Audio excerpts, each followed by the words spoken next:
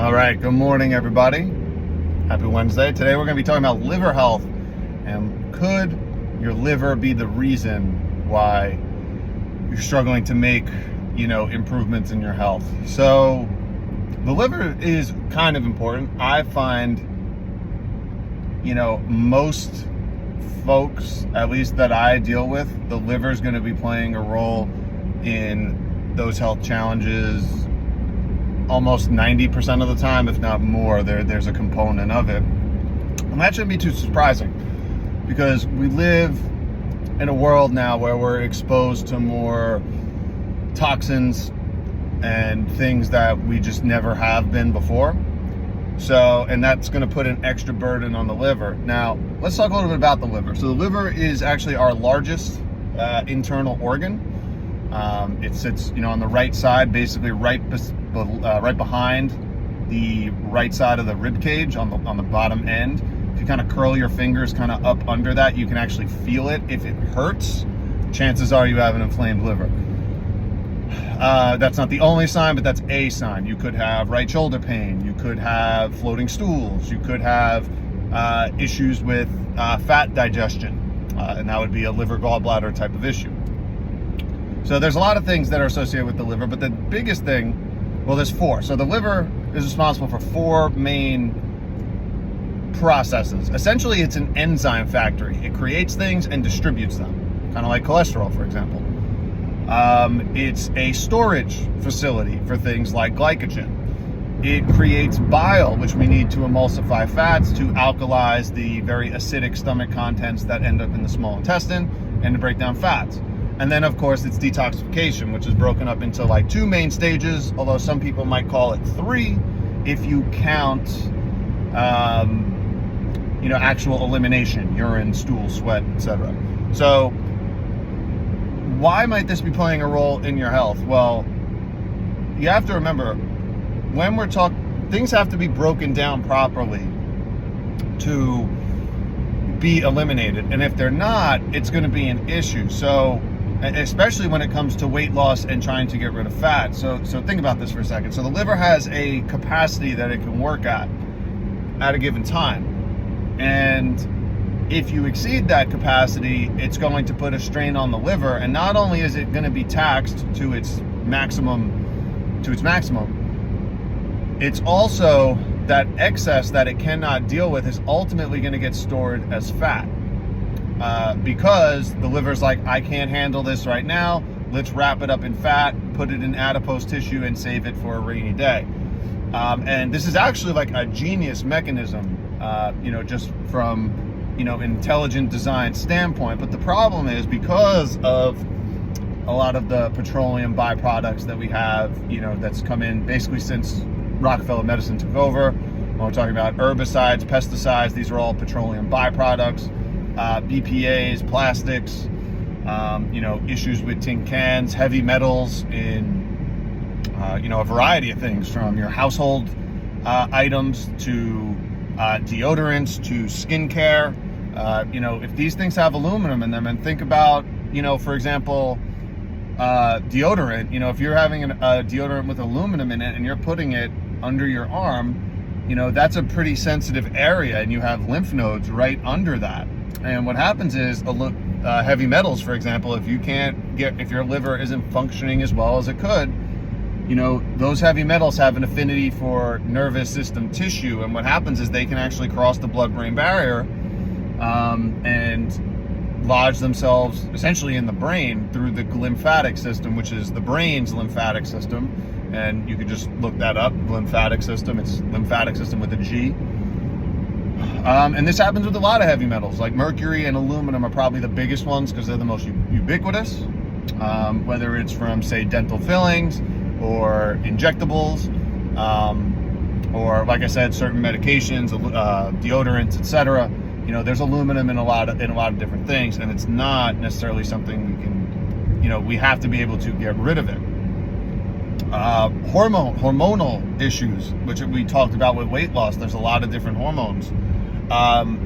Sex hormones, for example, play a big role in not only weight loss, but sometimes, working with folks who have issues with, say, PCOS, or PMS or anything of the like, you know, a lot of it, the liver's going to be involved. Why? Because you have to cycle out these excess estrogens. And when there's excess estrogens, and again, a lot of these same compounds, they're xenoestrogens, right?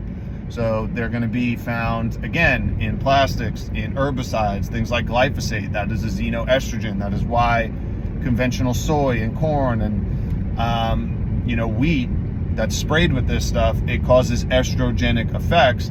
It's an excess estrogen burden on the body, and ultimately, if the liver cannot cycle through that, it's going to lead to weight gain. So this is why the liver needs a lot of love.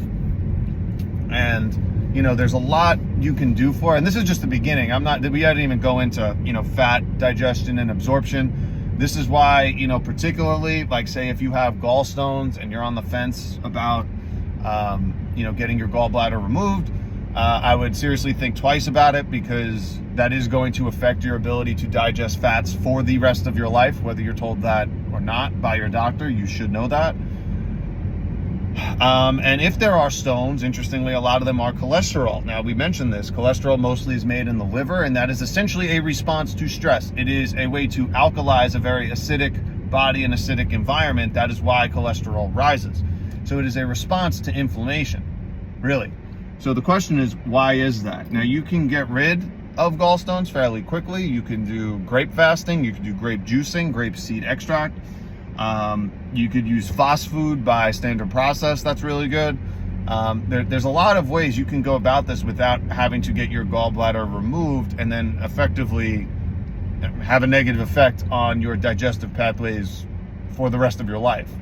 You know, you can't replace these organs once you get them out, unfortunately. Same thing with thyroid or hysterectomies or other somehow non-essential body parts. So, you know, are there cases, you know, where that might be needed? Yeah, possibly. But the vast majority of them aren't, if you're willing to, you know, make the changes you need to. And again, try grape fasting for a couple weeks. Try, you know, watermelon flushes. Try lemon. Try, you know, all of these things can help with that. Now, let's get back to the liver. So what are some of the things we can do? Like, what are some of the foods and herbs that support the liver? But before we get to that quickly, like, we need to talk about the emotional aspect of the liver. Now, the liver itself is associated with anger. You know, anger is the big and kind of the derivatives of anger. You know, frustration, you know, jealousy, things of that nature are associated with the liver. So, you know, a lot of this takes some introspection, and, you know, if that describes you, or you tend to have those tendencies of being angry, that is going to affect, you know, the wood element in Chinese medicine, and that could affect, you know, your liver. So something worth, you know, meditating on and thinking about, you know, if that's the case. Now, obviously, you know, the day-to-day, the recreational drugs that most people use are going to affect the liver. That's going to include caffeine. That's going to include alcohol, marijuana, etc. You know, all of those are going to add to the toxic burden on the liver. And again, you know, there's only so much space, even though it's being the biggest organ, like, those are going to do it. So, you know, if you are addicted to caffeine, that is something worth considering, because that is going to affect your liver detoxification pathways. So what are some of the foods that are best for the liver? I'm going to give you general categories, because I know not everyone likes every food, but it's important to kind of keep these in mind. So first thing is bitter foods.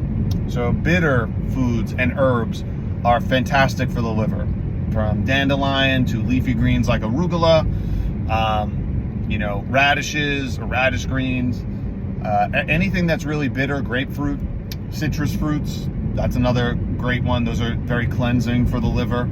Those are fantastic. Berries or anything with high antioxidant content. This is why you'll see things like a lot of spices. So cloves, basil, cilantro, parsley. You know, a lot of these things we associate with detox are also associated with cleansing the liver, because they have those components to help with phase 1 and phase 2.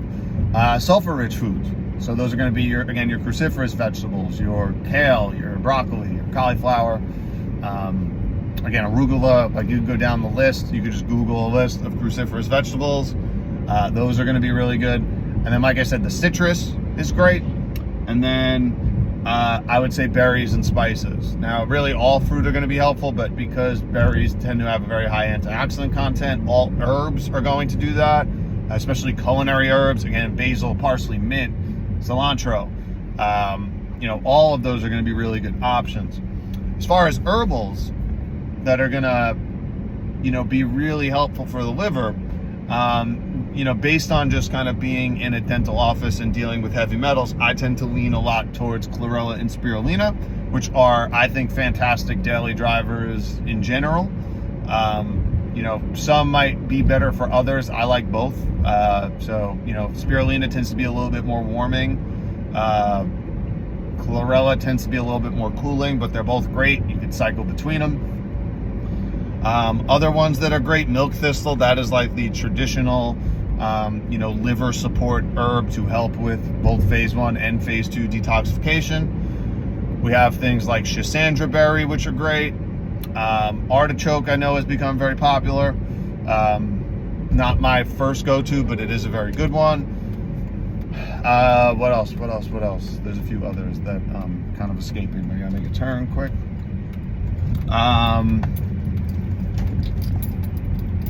What else? There's a few others. Dandelion's great. You're gonna have your burdock roots, your yellow dock. All those are gonna be fantastic for the liver. So, do you have to do all of them at once? Can you do blends? I like ones like Livco and Livton by MediHerb, standard process. Those are my favorite too. Again, I usually don't recommend them at the same time. I would recommend, one or the other, and you could cycle between them.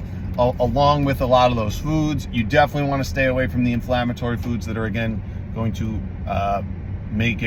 add to the burden of the liver. That's going to be a lot of meats, especially conventional ones, your wheats, your dairies, your processed sugars. These are all going to cause issues with the liver.